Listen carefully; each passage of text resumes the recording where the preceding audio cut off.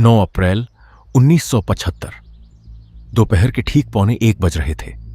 गैंगटोक के शाही महल के भीतर टेलीफोन की घंटी खामोश हो चुकी थी। लाइनें कुछ ही पल पहले काट दी गई थीं। बाहर बगीचों के पार जीपों की एक कतार महल के मुख्य फाटक तक आ पहुंची थी और भारी बूटों की आवाज धुंध भरी सुबह में गूंज रही थी। फिर अचानक हवा चीरती हुई मशीन गन की फटाफट आवाजें। 19 साल के गार्ड बसंत कुमार छेत्री ने अपनी राइफल उठाई ही थी कि एक गोली ने उसे फाटक पर ही गिरा दिया। इस तख्ता पलट का पहला शव। महल की एक खिड़की के पीछे चोग्याल पलडेन थोंडुप नामग्याल ये सब देख रहे थे, बेबस, अकेले, आवाजहीन। उनकी 300 साल पुरानी राजगद्दी के आखिरी 20 मिनट शुरू हो चुके थे। आधिकारिक इतिहास हमें बताता है, कुछ ही दिनों बाद सिक्किम की सत्ता 90% जनता ने अपनी मर्जी से इस राजशाही को खत्म करने के लिए वोट डाला और खुद को भारत का हिस्सा बना लिया। लेकिन एक सवाल अनुत्तरित रह जाता है। कोई देश विदेशी सेना की मौजूदगी में बंदूक की नोक पर घिरा हुआ आखिर खुद को मिटाने का फैसला अपनी मर्जी से कैसे ले सकता है?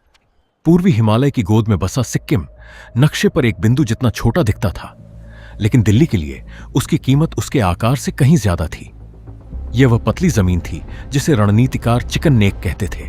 सिलीगुड़ी कॉरिडोर, वह संकरा गलियारा जो भारत के मुख्य भूभाग को उसके पूरे पूर्वोत्तर से जोड़ता था।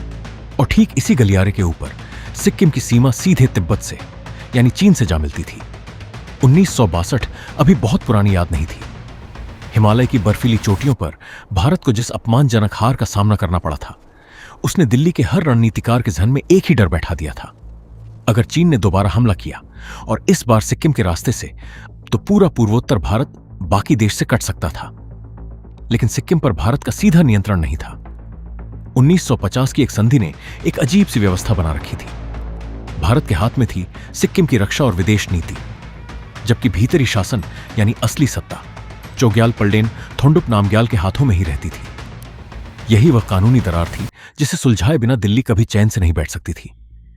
हार्वर्ड में पढ़े चोग्याल की छवि एक आधुनिक हिमालयी राजा की थी और 1963 में उन्होंने एक अमेरिकी युवती से विवाह किया, होप कुक, जो अब ग्याल्मो यानी सिक्किम की रानी बन चुकी थी। लेकिन 1967 तक आते आते रानी खुद एक राजनीतिक शक्ति बन चुकी थी। उन्होंने खुलकर दार्जिलिंग की वापसी की मांग उठाई, यह दावा करते हुए कि वह जमीन सदा से सिक्किम की ही रही थी। दिल्ली में इस मांग को हल्के में नहीं लिया गया। पहली दरार पड़ चुकी थी।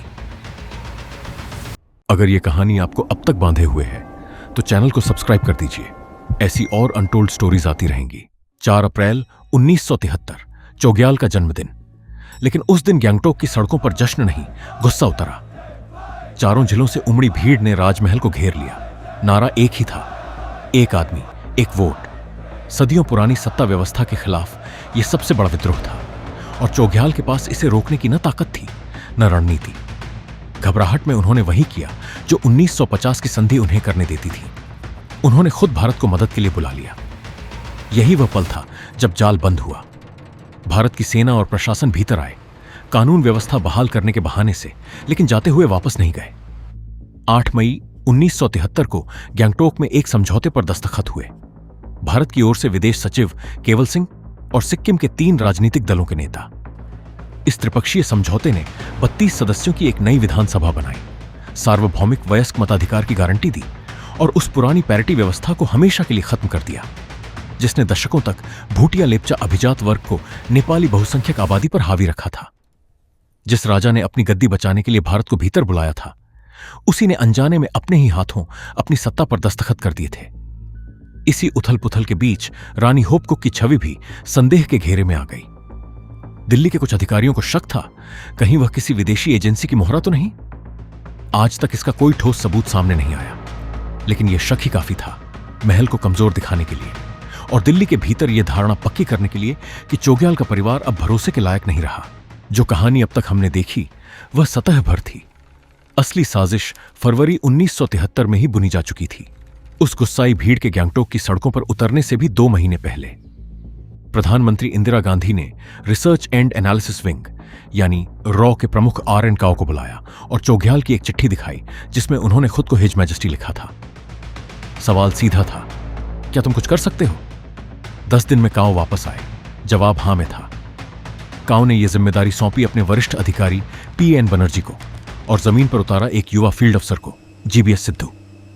सिद्धू का मिशन सीधा था, मगर बेहद खतरनाक, सिक्किम के भीतर पहले से मौजूद असंतोष को हवा देना। उन्हें विद्रोह गढ़ना नहीं था, सिर्फ उसे संगठित करना था, और यह असंतोष अपने आप में एक हथियार था। सिक्किम की 75% आबादी नेपाली मूल की थी, जबकि सत्ता सदियों से भूटिया लेप्चा कुलीन वर्ग के हाथों में सिमटी हुई थी। सिद्धू ने इसी दरार पर काम शुरू किया। काजी लहेंदुप दोरजी की सिक्किम नेशनल कांग्रेस को खड़ा करना, संगठित करना और अप्रैल 1974 के चुनावों तक पहुंचाना। नतीजा चौंकाने वाला था, 32 में से 31 सीटें। यह चुनाव नहीं था, यह एक स्क्रिप्ट थी जिसे भारत की खुफिया एजेंसी ने खुद लिखी थी। 9 अप्रैल 1975, गैंगटोक। सुबह की धुंध अभी छटी भी नहीं थी कि जीपों का काफिला राजमहल के मुख्य फाटक तक पहुंच गया। भीतर तैनात थे सिक्किम गार्ड्स के करीब 243 सैनिक, चोग्याल की पूरी सैन्य ताकत। बाहर घेरा डाले खड़ी थी भारतीय सेना की करीब 5000 जवानों की टुकड़ी। यह लड़ाई शुरू होने से पहले ही तय थी। मशीन गन की छोटी छोटी बर्स्ट फायरिंग शुरू हुई। 19 वर्षीय गार्ड बसंत कुमार छेत्री ने मुख्य फाटक पर अपनी पोजीशन छोड़ने से इनकार किया। अगले ही पल एक गोली ने उसकी जान ले ली। बाकी गार्ड्स के पास कोई चारा नहीं बचा था। एक एक कर उन्होंने हथियार डाल दिए, हाथ ऊपर उठाए और उन्हें ट्रकों में भरकर ले जाया गया। महल के भीतर चोग्याल पलडेन थोंडुप नामग्याल ने भारतीय राजनीतिक अधिकारी गुरबचन सिंह को फोन लगाया। सिर्फ एक सवाल पूछ पाए, यह सब क्या हो रहा है? जवाब आने से पहले ही लाइन कट गई। रेडियो फ्रीक्वेंसी जाम कर दी गई थी ताकि कोई अपील बाहर न जा सके। 20 मिनट के भीतर, जी हां, सिर्फ 20 मिनट, 300 साल पुराने राजवंश की आखिरी सैन्य ताकत खत्म हो चुकी थी। दिल्ली में इसे बाद में रक्तहीन ऑपरेशन कहा जाएगा। गैंगटोक के उस फाटक पर बिखरा खून इस दावे को जुठलाने के लिए काफी था। अगले ही दिन 10 अप्रैल को नई विधानसभा ने एक प्रस्ताव पास किया, राजशाही समाप्त, सिक्किम अब भारत का हिस्सा। और 4 दिन बाद 14 अप्रैल को जनमत संग्रह हुआ। नतीजा चौंकाने वाला था, 59,637 वोट पक्ष में, सिर्फ 1,496 विपक्ष में, 97.55%। लेकिन इतिहासकार सुनंदा के दत्तारे जैसे पर्यवेक्षकों ने इस आंकड़े पर सवाल उठाए। उनका तर्क सीधा था, सिक्किम के कई दूर दराज गांवों तक पहुंचने में सबसे तेज सवारी यानी जीप से भी 2 पूरे दिन लग जाते थे। फिर चंद दिनों के भीतर सैन्य घेराबंदी की छाया में इतनी बड़ी आबादी तक वोटिंग कैसे पहुंच गई? यह सवाल आज तक अनुत्तरित है। चीन और पाकिस्तान ने इसे खुलेआम एक जनमत संग्रह के भेस में किया गया कब्जा बताया। भारत ने इसे लोकतंत्र की जीत कहा। सच शायद इन दोनों दावों के बीच कहीं दबा रह गया। 26 अप्रैल को भारतीय संसद ने 36वां संविधान संशोधन पास किया और 15 मई 1975 को राष्ट्रपति फखरुद्दीन अली अहमद के दस्तखत के साथ सिक्किम भारत का 22वां राज्य बन गया। बीबी लाल पहले राज्यपाल बने। चोग्याल पलडेन थोंडुप नामग्याल एक साधारण नागरिक की तरह उसी महल में रह गए जहां कभी उनका राज चलता था। चीन ने इस विलय को खुलकर कब्जा कहा, वही चीन जिसने खुद 1950 में तिब्बत को अपनी सेना से निगल लिया था। संयुक्त राष्ट्र खामोश रहा, अमेरिका खामोश रहा। हिमालय के एक छोटे से बिंदु के लिए कोई युद्ध लड़ने को तैयार नहीं था। सिक्किम को न बचाया गया, न जीता गया, उसे बस धीरे धीरे समायोजित कर दिया गया। कोई गोली दागे बिना, कोई सीमा पार किए बिना एक पूरी संप्रभुता को कागजों और वोटों में बदल दिया गया।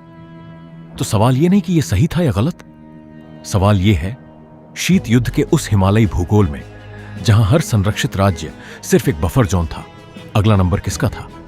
अगर आपको हमारा प्रयास अच्छा लगे तो इस वीडियो को लाइक, शेयर और चैनल को सब्सक्राइब जरूर करें और मुझे आपके कमेंट्स का इंतजार रहेगा।